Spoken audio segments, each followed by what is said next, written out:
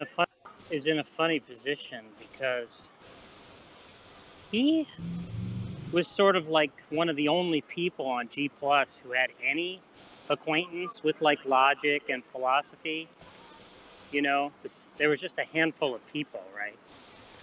Like Matt Bell and Ozzy and Fox. Is this you saying that I have respect for you as a debater, Shamos. I think that you're stronger than me, and I think you're almost as good as Matt Bell. You're the second best theist debater in Hangouts. so are you? You know, there was just a handful of people, right? Like Matt Bell and Ozzy and Fox. Ocean.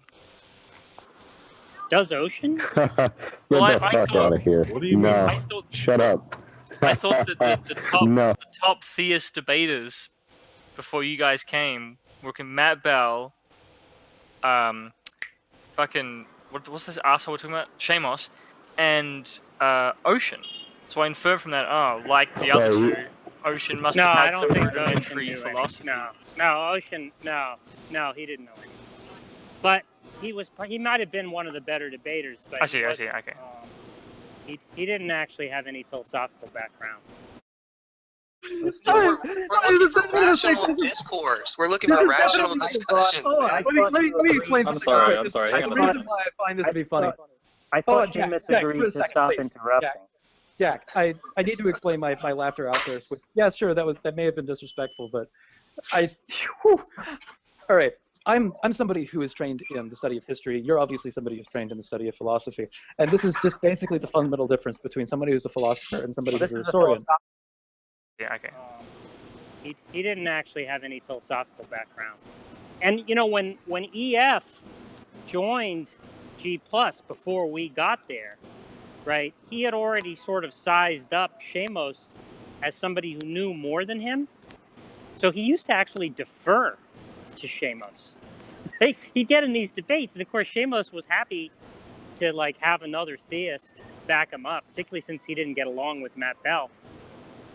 So he and EF would start his shtick, and the usual atheist rabble would start to attack EF, and then Shamos would come to EF's defense, and EF would defer to Shamos because, of course, EF knows nothing. So what they're playing is a little intellectual game. Yeah, I affirmed that I'm interrupting you because you're engaging in polemics. Okay, you're interrupting me. Please do not mute my mic. I wasn't finished speaking to Shamos. I was not speaking to you. Okay, I think you're confused that I was speaking to you. I wasn't. I was speaking to Shamos. Just engaging in polemics. Okay, so I'll just wrap up what I was saying to you, Shamos. That this is a little intellectual subterfuge that some people are playing on the internet. That they can disconnect the idea that there's an incremental accrual of hierarchical genetic information, because that is what translates to a universal common ancestry. Saying that there's a disconnect is they're being disingenuous. I would agree with you in order to make a sophomoric philosophical point, Shamos. Well, I don't know about that, but I agree with you completely on what you said about the hierarchical increase of genetic information based on what evolution says as a theory from common ancestry. So I think maybe that should just be basically presupposed. That is pretty obvious. It is at all. Shamos, because of course EF knows nothing about logic or really any of these arguments, right? He doesn't know how to formulate an argument. So when we showed up, Shamos just took an unbelievable beating, right? Like he was just totally humiliated, right? Just completely outclassed, And, eventually there were people like Randion, were showing up and stuff, So he was just totally left behind as like this joke. At the fundamental heart of it, because earlier Realistic basically said that he basically defined things in terms of falsifiability and predictability as cannot have anything to do with agents, and that was like one of the fundamental cruxes of where all this was going wrong. That was never the claim. That's where I defend. No, that was, and that's an illusion, and that's in fact why I started to defend that proposition. That's a misunderstanding of our view. And why do you keep saying our view? You guys are such a little. DK and Josh, am I mistaken in saying that? I know, but you speak like the Borg. I don't see how that's. If I say that it's a misunderstanding of our view. I mean, you guys don't have separate opinions. Is it incorrect for me to say that it's a misunderstanding of our view? No, it's weird. They always hear you guys I'm glad that you think that it's weird. I'm not sure why that's an interesting observation, but let's leave it aside since it's irrelevant to the argument. Well, I mean, wouldn't it just be best to have one, if all of you guys are just regurgitating the same arguments from a Master Sensei? Why don't we just have Master Sensei in here? We haven't acknowledged that that's a correct appraisal of what's happening. So, you know. I mean, none of you if we offered don't different acknowledge objections from that, each other. then we're not going to agree, obviously. Okay, I don't care. You can keep going. I'm not trying to be petty. I'm just pointing stuff out. No. The black belts beat him up, but Shamos brings up an interesting observation about the group mentality. If you take any two philosophers, they will disagree on so many things, even Christian philosophers who agree on God. But the black belts all have such similar beliefs, it's disturbing. I don't think any of them would believe the Bill Graham free will nonsense if it wasn't for Jack's peer pressure. In a scientific sense. Listen, yesterday when I asked Jack, I said, wouldn't it be true that an atheological argument, if valid and sound, would falsify theism? And he said, no, we're talking about falsifiability in more of a scientific sense. I didn't say scientific. Well, what did you say then? You said we're talking about falsifiability in a blank sense. What was that word? A posteriori.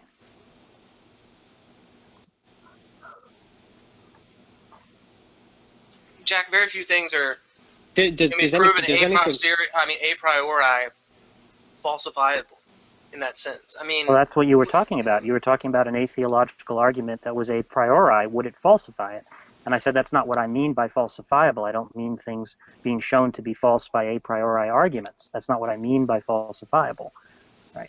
I meant being falsifiable by empirical evidence. Yeah, which is basically the hallmark of methodological naturalism. That's beside the point. Okay, and isn't that synonymous with science? How is that besides the point? Now I think there can be evidence for propositions a posteriori that are not scientific claims. Of course. So then that's why it doesn't presuppose science. A posteriori doesn't presuppose science. Never said a priori presupposes science. It's not an important distinction, though, Shamos. I said your definition of unfalsifiability presupposes methodological naturalism. It doesn't. It just presupposes that there be a posteriori, the possibility of a posteriori evidence as distinct from a priori arguments to show that something is empirically false. That are empirically demonstrable, testable, repeatable. I didn't say testable or repeatable. I just said that there could be a posteriori evidence. How is it predictive if it isn't repeatable? Can you explain that to me, Jack? If you have a hypothesis and it makes a predictive expectation, right? That expectation can be met or not met, right? That means it's falsifiable. Only in regards to natural laws, excluding agency. I'm not following the entailment there. Well, my argument. He was just totally left behind as like this joke, you know. But then with Krillism and modus ponens, he started to improve a little bit and was able to like recover some of his authority. But the funny thing is that people that he didn't even know, who are like younger than him, who he like assumes no less than him, just sort of like keep showing up and reveal themselves to be more knowledgeable and better reasoners, like Vic, right? It's especially hilarious with Vic, right? Because Vic just sounds like some, you know, kid who plays basketball in the South Bronx, right? Like the idea that he like is like this like philosophy genius, right? It's just so implausible when you first hear him speak, right? And so Shamos just sort of thought he could like talk down to Vic because he had never encountered Vic before, you know, because Vic didn't show up really when we were on G+, right? And so of course now he has to totally defer to Vic, which must be like so humiliating. Shooting us that way, but not having it inherent somehow doesn't subvert that. So I would need some type of argument from analogy to motivate that. So I need to think.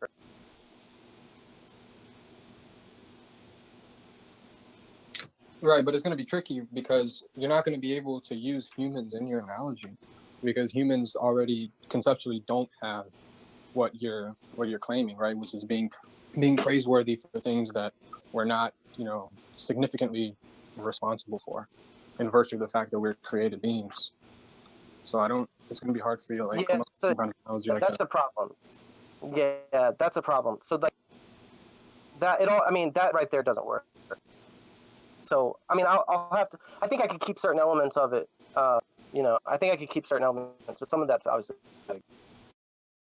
For to Vic, which must be like so humiliating, right? It's like he just has to accept his place, And Manny, I'm sure. Manny doesn't know as much philosophy as Shamos does, but Manny is certainly a better reasoner than Shamos. Danny's a better reasoner than Shamos. He just keeps getting passed by.